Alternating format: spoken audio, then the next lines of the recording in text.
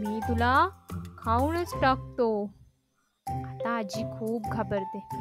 आजी मनातल्या मनात म्हणते, अरे देवा, वाघोबापासून कसंबसं जीव वाचला. आता काय करू?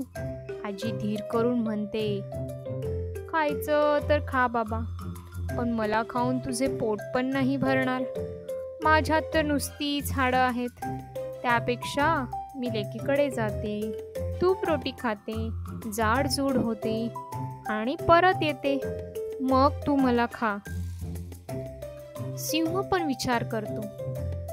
म्हातारीचं म्हणणं तर खरंच आहे. तिला खाऊन तर माझे पोटच नाही भरणार, कारण तिच्यात नुसती हाडच आहेत. त्यापेक्षा जाऊ देतो तिला लेकीकडे. मग जाडजूड होऊन आली की मग खातो तिला मस्त. असा विचार करून तो मनातल्या मनात खुश होतो.